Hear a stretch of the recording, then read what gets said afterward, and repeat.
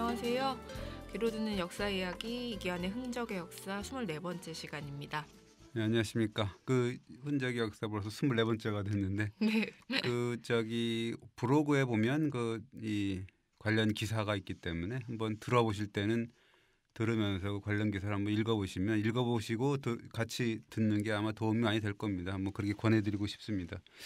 오늘은 이 가정법을 한번 써볼게요. 만약이라는 가정법인데 우리가 가끔 그런 가정을 하게 되지 않습니까? 네. 뭐 한국 전쟁이 안 일어나면 어떻게 됐을까라든지 뭐 중국군이 참전을 안 했으면 어떻게 됐을까? 네. 임진왜란 때 조선이 쫄딱 망했으면 어떻게 됐을까? 뭐 이런 가정.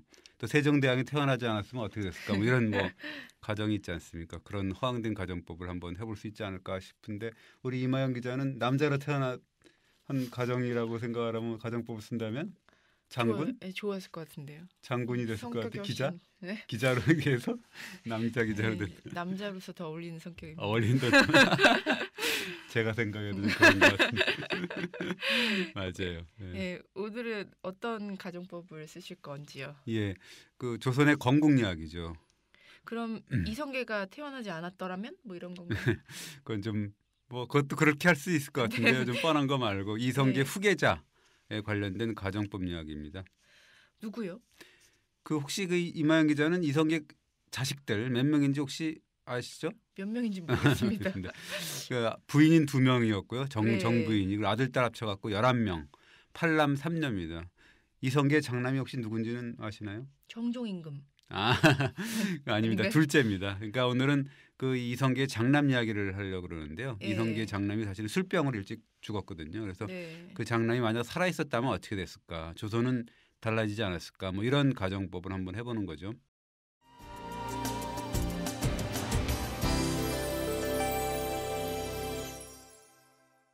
이성계 장남이 언제 죽었는데요?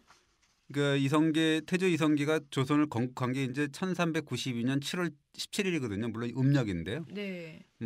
그러고서 이제 1년 하고도 5개월이 지났는데 1393년 12월 13일 태조실록에 의미심장한 졸기, 그게 부음기사라고 그러죠. 그게 뜹니다. 이성계 장남의 부음 기사였겠죠? 예, 그렇습니다. 이성계 장남의 이름이 진안대군인데요. 네. 이방우였습니다. 술을 좋아하는 성묘여서 날마다 술을 마셔댔다. 그래서 네. 마침내 소주를 마시고 병이 나서 죽었다. 이런 기사입니다. 소주 마시고 죽었다. 알코올 중독인가요? 알코올 중독인 것까지는 모르겠지만 어쨌든 간에 소주를 너무너무 요즘도 소주 좋아하는 사람 많지 않습니까? 소주 아니면 술이 아니라고 생각하는 사람이 있었는데 옛날에 소주라는 거는 네. 지금 한 16도 17도 이런 게 아니라 상당히 높은 도수의 30도 이상의 도수였다 그래가지고 술을 잘못 먹으면 막 죽기도 하고 막 그랬다 그러죠. 그래서 그 술병으로 죽었다는 얘기입니다. 독한 술을 먹었다는 거죠. 네. 장남이 죽었으니까 아버지가 슬퍼했겠네요. 어쨌든 보위를 이을 맏아들이었잖아요. 네. 그래서 3일이나 하여튼 조회를 정지하고 근신 했다 그러고요. 그 아들한테 이제 경효라는 시호를 내렸는데 경효라는 게 공경경자에다가 효도 효자 그러니까 네. 효성이 아주 지극한 그런 사람이라는 시호를 내렸습니다. 그렇다면 이제 가정법이 생길 수가 있네요. 만약에 이방우가 이성계의 뒤를 이었으면 어떻게 됐을까 이런 거죠. 그럴 수 있죠. 그러니까 이방우가 장남이었지 않습니까? 네. 그러니까 이제 이성계의 뒤를 이어서 왕위를 계승했다면 어땠을까? 사실 우리가 흔히 예상할 수 있는 거는 우리가 피바다를 만들었던 1, 네. 2차 거륙상쟁이거든요. 이 왕제의 난이 안 일어났을 가능성이 많거든요. 그러면 태정, 태세, 정종, 태종, 네. 세종 그리고 문종, 단종, 세조, 예종, 성종 이렇게 이어진 조선의 역사가 다른 그림으로 그려졌을 텐데요. 우리가 또 따르게 외웠어야 되는 거죠. 태종, 태세, 문단세가 아니라 네. 뭘로 해야 될지 모르는 건데 네. 어떻게 되면 이제 조선의 설계자라고 우리가 흔히 얘기하는 정도전 네. 그분도 비명 행사 안 했을 수도 있는 상황이고요. 그렇습니다. 그럼 이제 하나하나 설명을 좀 해주셔야 될 텐데 개국조선의 장자였던 이방우는 누구였고 또 왜 술로 세월을 보냈고 결국은 술병에 빠져 죽었을까? 예, 이게 네. 이방우가 죽은 뒤에 얘기를 먼저 하는 게 좋겠는데요. 네, 아까 아버지 이성계가 엄청 슬퍼했다면서요. 예, 그렇습니다. 태조 이성계는 나중에 태종이 되는 5째거든요. 이방원. 네. 모두 이제 그 맏아들이자 큰형 죽음은 무척 슬퍼했다 그러는데요. 그뿐 아니라 이제 조정의 모든 벼슬아치들이 이방우의 영전에 조의를 표했다 이런 얘기가 나오고 장례 행렬에도 문 밖에서 전송했다 이런 기사가 나옵니다. 뭐 이방우의 관이 너무 좁고 작아가지고 성공감 관리가 옥에 잡힌 사건도 있었다면서요. 예, 그런 일이 있었다는데 성공감이라는 게 사실은 그 영선이라 그래서 그 예, 관청 내에서 이제 토목 이런 걸 하고 궁궐을 짓고 뭐 내부 수리하고 뭐 이런 예. 관청이거든요. 거기서 이제 이방우 관을 만들어 놨는데 너무 좁고 적게 만드니까 이제 죄인이 된 거죠. 음. 이게 장남이 죽었으니까 그럴 만도 했겠네요. 그 후대 임금들도 이방우 가족들을 잘 돌봤다면서요. 예, 그랬습니다. 태조임금 같은 경우는 이방우가 죽은 뒤 2년 뒤에 1395년에 이방우의 아들 이복군이었는데 예, 그러니까 손자죠. 그러니까 진안군으로 습봉이라 그래요. 습봉. 그 뭐냐면 세습해서 봉한다는 건데 원래 이방우의 그 이름이 그 진안대군이었잖아요. 그래서 이제 예, 손자는 진안군으로 습봉을 했다는 거고요. 그 이방우의 동생이잖아요. 태종. 태종은 네. 그 이 진안대군의 부인, 그러니까 이방우의 부인이 지씨였는데 지씨한테 뭐 쌀, 콩, 뭐 과자 등을 하사했다 그러고 또는 뭐 이 이방우의 사위 이숙묘라는 사람한테 뭐 이런 쌀콩, 뭐 이런 종이 이런 것들을 하사했다고 해서 급진이 모셨다 그러죠. 음, 세종대왕도 잘 모셨어요. 그렇죠. 이제 그 이방우의 부인, 아까 얘기했던 지씨인데 그 실록 예, 기사가 세종시대에 등장을 합니다. 그러니까 남편인 이방우가 죽은 뒤 47년이 지났는데 1440년에 그 이 세종의 부인이죠. 소원왕후 심씨가 양로연을 베풀었는데 이방우의 부인인 삼한국 대부인 지씨가 최고 어른으로 참석했다 이런 기록이 있습니다. 근데 그 이후에는 이방우의 이름이 등장하지 않는다면서요. 그렇습니다. 세종 이후에는 전혀 나오질 않고요. 그 사후 396년이 지난 뒤에 그러니까 정조 13년 1789년 그때 돼서야 이제 등장을 하게 되는데요. 396년이나 뒤에 어떻게 등장을 하는 건가요? 예, 그 1789년 2월 실록 기사에 이렇게 나옵니다. 정조가 이제 영조 능인데 원능 구리에 있거든요. 경기도 네. 구리에. 거기 행차를 한 다음에 돌아오고 있었는데 그 어떤 유생이 이제 어가를 가로막고 무릎을 꿇었다 그러죠. 그게 이제 이국주라는 유생인데 뭐라 예. 그러냐면 신은 그 진안대군 이방우의 15대 손입니다. 듣기로 그 진안대군의 묘를 함흥에서 이제 풍덕 그 개풍인데요. 예. 개성 그 근처인데 그걸로 이장을 했는데 병난 때문에 모든 문헌이 사라지고 후손들 또한 살기가 힘들어가지고 무덤을 돌보지 못한 지 100년이 지났다. 이후에 봉분을 찾을 수가 없습니다. 이렇게 얘기를 했다 그러죠. 이게 무슨 말이에요? 정리를 다시 좀 해주세요. 이런 말이죠. 진안대군 이방우가 죽은 뒤에 함흥에 장사를 지냈다가 개풍으로 이제 무덤을 옮겼다는 건데요. 예. 그런데 이제 그 병자호란, 그 1636년에서 37년까지 일어났잖아요. 그 병자호란이 일어나니까 후손들이 뿔뿔이 흩어지고 음. 무덤의 소재를 뒷받칠 만한 문헌조차 사라져버렸다 이런 얘기죠. 그러니까 병자호란 전쟁 때문에 이방우의 무덤을 잃어버렸다는 거네요. 그렇습니다. 100년도 훨씬 넘게 이제 조상의 무덤을 찾지 못했다는 거죠. 그걸 이제 우리로 실전이라 그러거든요. 그러다가 예. 이제 1787년에 2년 전이죠. 그러니까 예. 개풍 지방에 큰 홍수가 났는데 그 이제 그 묘소 앞에 있던 비석이 그 빗물에 이렇게 씻겨 갖고 이렇게 드러났던 거죠. 그 이방우 묘라는 게 비석에 써 있었나 보죠. 예, 비문을 예. 보니까 진안대군의 부인인 아까 얘기했던 지씨의 예. 묘라는 그 이 글씨하고 그 옆에 이제 대군 묘가 옆에 있다라는 5글자 이런 게 나와 있었다는 거죠. 잃어버렸던 이방우 부부의 무덤 봉분이 홍수 때문에 드러났다는 거네요. 그럼 좀 잘 정리하면 되는 거 아니에요? 문제가 있어요?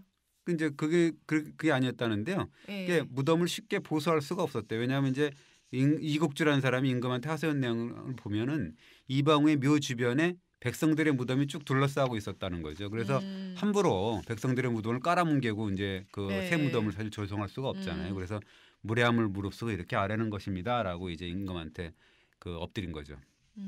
정조 임금은 가슴이 아팠겠네요. 그렇죠. 이제 가슴을 치면서 이런 말을 했다 그럽니다. 아, 그분은 우리 집안의 오태백이신데 그 묘를 잃어버렸다 겨우 찾았네 라면서 이제 음. 경기 관찰사한테 추상과 같은 명을 내려서 야, 무덤 잘 개축하고 잘 관리해라 이런 지시를 음. 내립니다.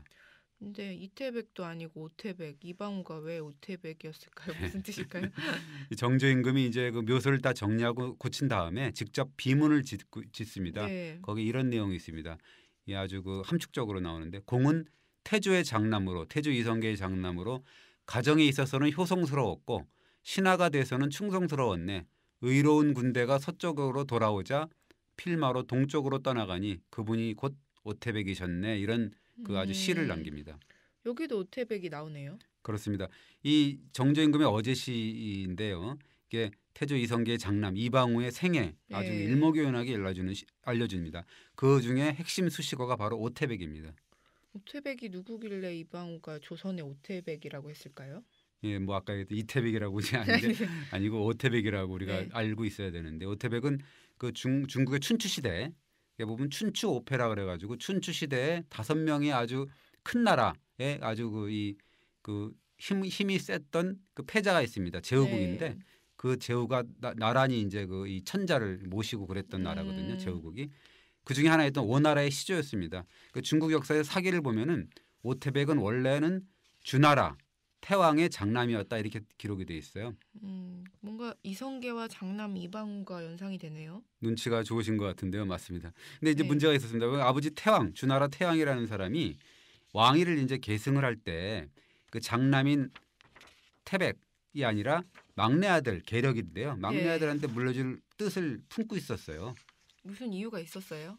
그게 상당히 굉장히 원대한 뜻이라 그러는데 무슨 얘기냐면 태왕이 막내 아들이 계력이라 그랬지 않습니까? 네. 그 계력도 좀 현명을 했는데 현명했지만 그보다는 그 계력의 아들이 더 현명했다고 음, 점찍고 있었던 거죠. 깊은 뜻이 예. 있었던 건가요? 막내 아들한테 이제 그 왕위를 넘겨주면은 네. 훗날 그 아들의 아들이 네. 손자한테 정권이 넘어가잖아요. 이제 결국은 그렇게 되면 이제 그 손자가 이름이 누구였냐면 희창이라는 사람이었는데 이 나중에 이 희창이라는 사람이 어떻게 되냐면 주나라의 창업군주가 되는 거거든요. 네. 그러니까 아주 이 중원의 패자가 되는 주나라 창업군주가 되는 사람이죠. 그 사람이 주나라 문왕이 됩니다. 얼마나 현명했길래. 주나라 태양이 입버릇처럼 얘기했답니다. 내 시대에 대업을 일으킬 사람이 있는데 이 말은 바로 내 손자인 희창에게 해당되는 것이 아니냐라고 이제 공공연하게 얘기를 했다 그러죠. 그러니까 차차기를 내다본 거네요. 그렇죠, 이제. 그러면 태왕의 장남이었던 태백이 붕 뜰 수밖에 없잖아요. 그러니까 이제 태백의 아버지가 이제 그 깊은 뜻을 안 거죠. 아버지의 속셈을. 음, 그러니까 이제 동생한테도 다른 밑동생한테 이렇게 얘기를 합니다. 너 꿈 깨라. 네. 내가 아니어도 너는 아니다. 그러니까 꿈 깨. 그러니까 그게 우중이라는 사람이었다는데 욕심부리면 안 네. 되잖아요. 그래서 그렇죠. 그 장남인 태백하고 태백이 차남인 중홍을 같이 데리고 음, 이 형만이라 그래서 지금 강서성 그 소주 그러니까 장수성 수저우라고 요즘엔 표현하게 되는데 글로 이제 네. 피하게 되는 거죠. 거기는 어떤 땅인데요? 그 중국 중원이 보면 낙양 그 정주 아니면 뭐 네. 장안 이렇게 우리가 네. 중원이라 그러거든요. 네. 황해 쪽이나 뭐 이런 데인데 그 기준으로 보면은 오랑캐 땅이는 거죠. 그 태백은 거기 가가지고 몸에 문신을 새기고 머리카락을 잘라버립니다. 그게 무슨 뜻이에요? 이런 얘기죠. 그러니까 절대 저는 주나라의 왕위를 이을 뜻이 없습니다라는 뜻을 전하는 거죠. 나는 오랑캐 땅에서 오랑캐 사람들의 풍습에 따라 죽을 때까지 살겠다.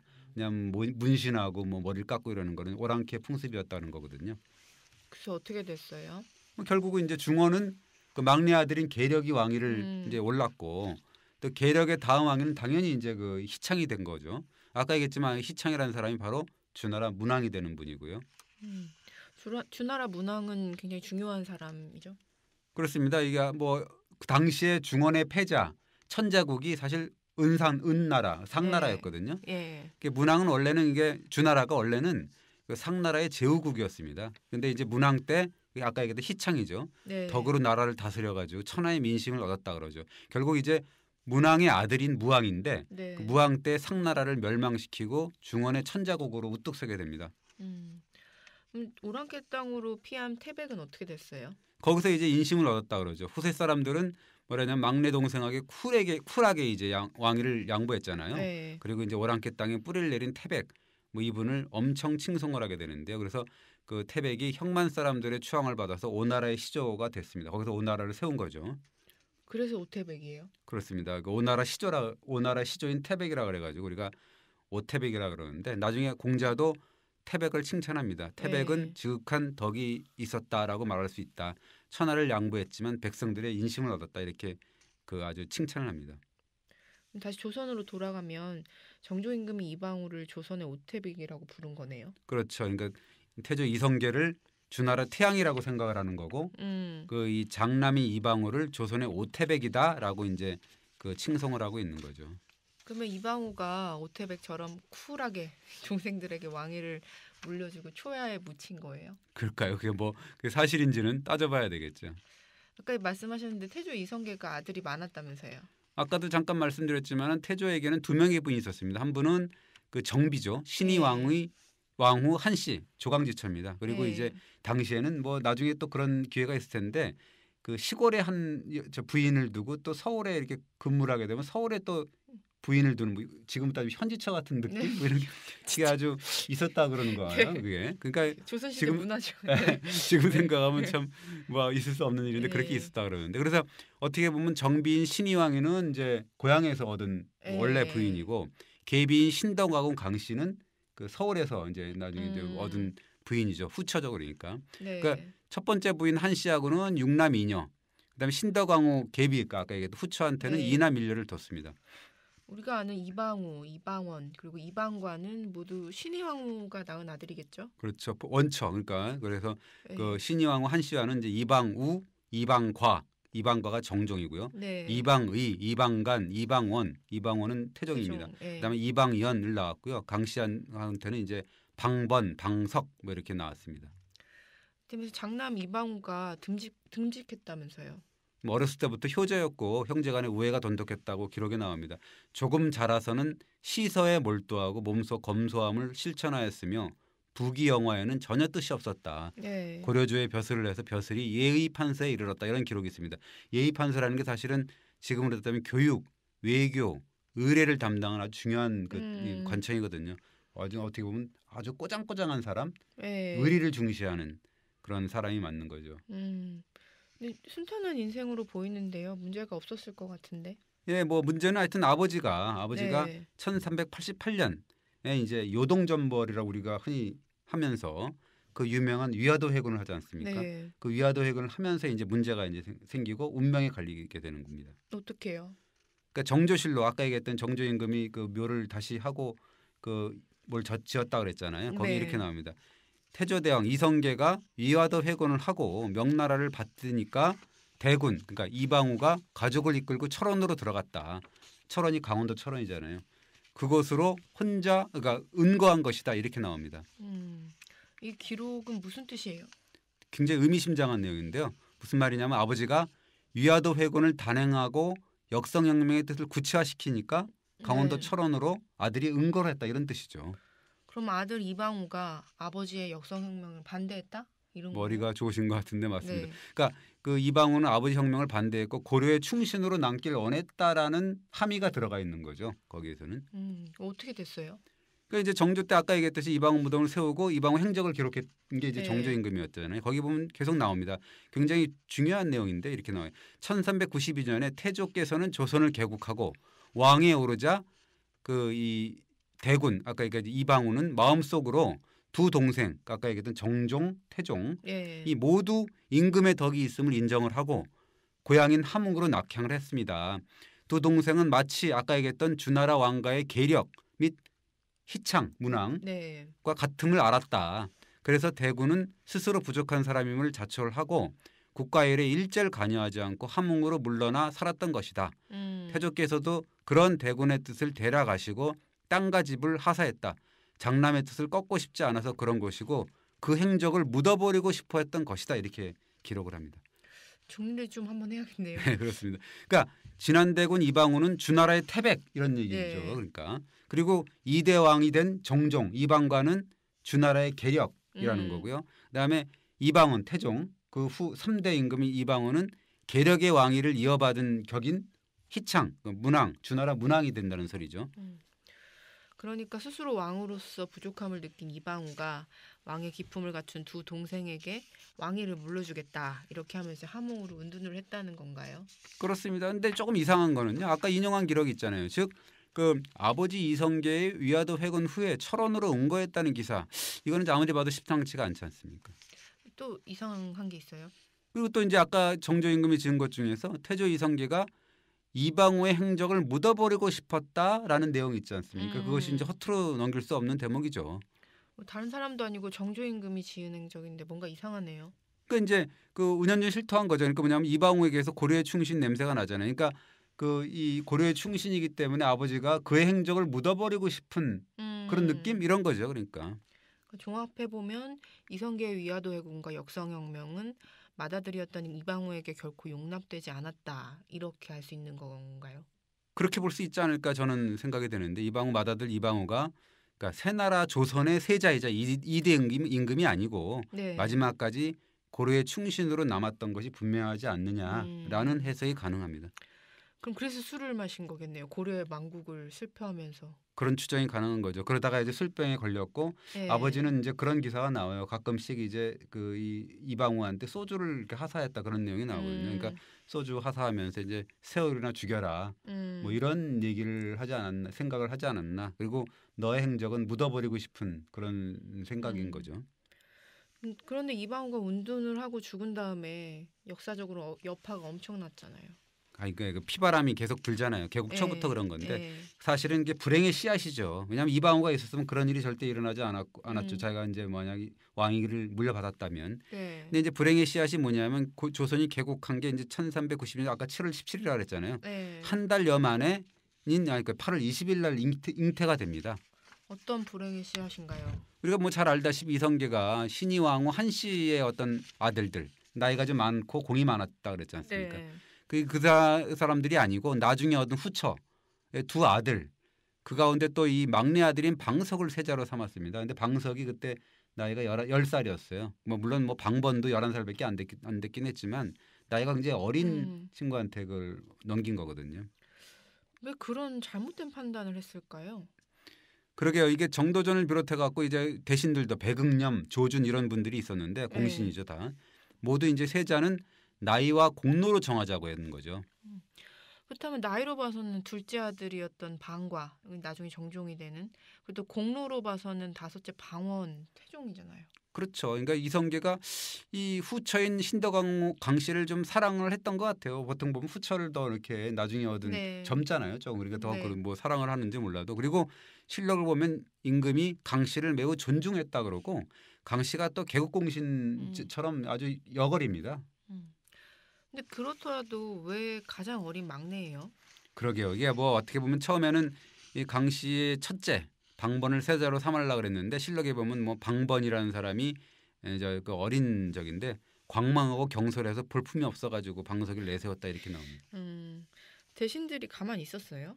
왜 가만히 있었겠어요? 그러니까 아까 얘기했듯이 개국공신이죠. 조준의 부음 기사가 있어요. 1405년에 나오는데 그게 이제 태종 때인데요. 거기 보면 자세히 나옵니다.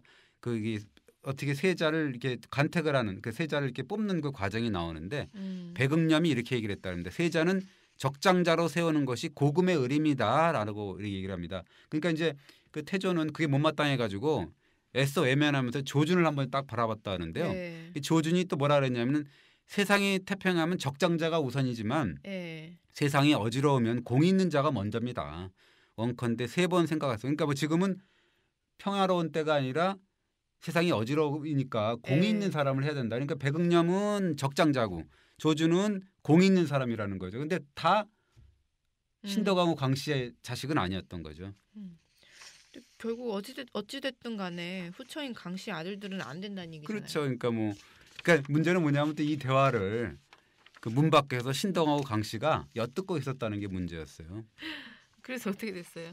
거기 이제 뭐 기록에 나와요. 심상치 않으니까 이게 사태가 이상하게 돌아가잖아요. 그러니까 신덕왕후 강 씨가 갑자기 목 놓아 울었다 그럽니다. 아이고 그랬던 거죠. 그러니까 이제 보면은 강 씨의 울음소리가 대궐밖까지 들릴 정도가 됐다는데 그렇게 아마 했겠죠. 아이고 이게 내 이제 나중에 이제 그 한 씨의 아들들이 되면 나는 이제 죽겠네 뭐 이런 식의 어떤 뭐 하소연을 하면서 울었던 거죠. 작전이죠. 그러니까. 정말 대단한 여자분이네요. 만만치 않은 여걸이었다 그러는데요. 사실 그렇게 울고 그러니까 안에서 이렇게 대화를 하다가 뭐 이렇게 의견을 나오다 얼마나 당황을 했겠습니까. 대신들도 부들부들 떨었겠죠. 왜냐하면 이 강 씨의 기가 또 셌잖아요. 그리고 이제 뭐 또 태조 이성계도 굉장히 또 이 강 씨의 소생들을 또 생각을 했기 때문에 워낙 고집을 하니까 어쩔 수 없었다 그러죠. 그래서 이 조준하고 백응념이 그 정 세우시겠다면 방번보다는 그래도 방석이 낫습니다. 뭐 그래가지고 방석이를 뭐 세웠다 그럽니다. 신덕왕후가 이제 생각할수록 대단한 분이신데요. 그렇잖아요. 정비. 그러니까 신의왕후의 장성한 자식들이 이제 5명이 살아있는데 시퍼렇게 살아있는데 자기 아들 갖다가 세자로 세운 거잖아요.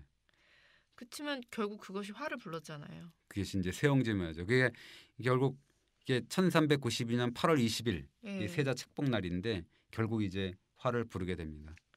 1차 왕자의 난으로 다 죽었죠. 그렇죠. 이제 그러니까 아까 얘기했듯이 방석이 세자가 된 게 만 10살 때였는데 그로부터 6년 뒤니까 1398년 네. 8월 26일 날 1차 왕자의 난이 일어납니다. 그때 이제 그 방석은 물론이고 방번, 사위 다 해갖고 신덕왕후의 강씨의 자제들 모두 죽임을 당합니다. 당시 난을 일으켰던 정한군, 이방원이죠. 정한군이 거사의 이유를 밝혔다면서요. 난을 일으키고 나서 이제 아버지 태조 이성계한테 이런 상소문을 올립니다. 적장자를 세자로 세우는 게 만세의 도리입니다. 그런데 전하께서는 장자를 버리고 유자 어린 방석을 세웠으니까 이거는 안 됩니다. 원컨대 적장자인 영왕군이 아까 얘기했던 방과 네. 정종을 세워서 세자로 삼게 하소서 이렇게 얘기를 합니다. 근데 사실 이방원이 언급했던 그 영왕군 이방과도 왕의 제목이 아니었다면서요. 예, 그렇습니다. 이방가는 왕자의 난이 일어나니까 몰래 몸종 하나를 데리고 도성을 뭐 이렇게 줄을 이렇게 감고 도성을 살짝 빠져나가고 밤에 그랬다 그런 거고요. 네. 그러면서 이제 풍양 남양주로 도망가 가지고 안면이 있어서 사람 집에 몰래 숨어들었다는 거죠. 그러니까 원래부터 왕이 될 수 있는 왕제가 아니었던 거죠. 그럼 정한군 이방원이 그냥 세자를 하면 되잖아요. 그렇지 않아도 이제 혁명 주도 세력이죠. 이방원을 따르던 사람들이 그냥 아니 당신이 하세요. 네. 라고 옹립을 하려고 했는데요. 이방원은 굳이 숨어 있는 둘째형 이방가를 굳이 찾아내 가지고 세자로 올립니다. 그러니까 이제 둘째형 이방가가 아이고 나는 지금 할 마음이 없다.